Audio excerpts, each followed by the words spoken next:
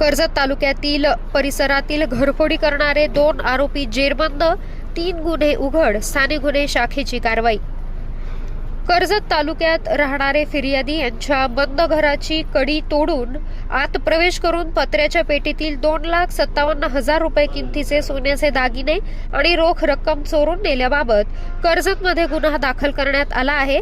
Police अधीक्षक राकेश ओला यांनी पथकास दिलेल्या निर्देशनानुसार परिसरातील रेकॉर्डवरील गुन्हेगारांची माहिती घेत असताना पथकास वरील प्रमाणे दाखल गुन्हा हा आरोपी नामे कोहिनूर उर्फ सोल्जर जवान याने केला असल्याचं निष्पन्न झालं।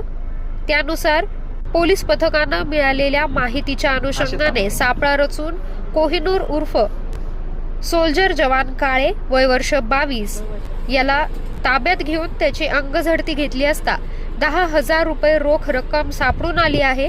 त्यावरून कोहिनूर आणि त्याचा साथीदार जग्गू भोसले यांनी ही रक्कम कर्जत येथील एका घरातून चोरी केलेली असल्याचं कबूल केलं।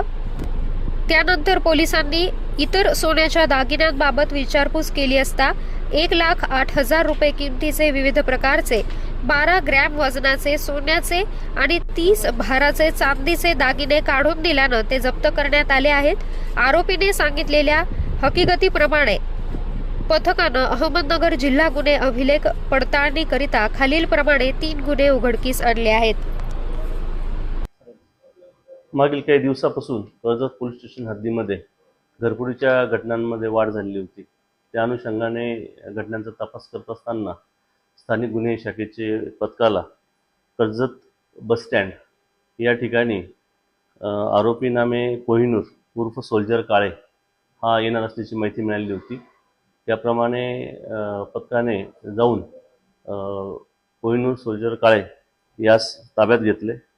त्याला ताब्यात घेऊन विचारपूस केली असता त्याने कर्जत पोलीस स्टेशन हद्दीमध्ये एकूण 3 घरफोडीचे गुन्हे केले असल्याची कबुली दिलेली आहे।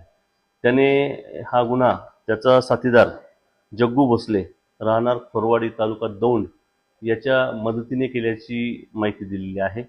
तसेच त्याचा जोडीदार अशोक बबन भोसले राहणार कासारी याच्याकडे सोन्या चांदीचे दागिने त्याने विल्हेवाट लावण्याकरता दिलेले होते। त्याप्रमाणे अशोक बबन भोसले यालाही ताब्यात घेण्यात आलेलं आहे।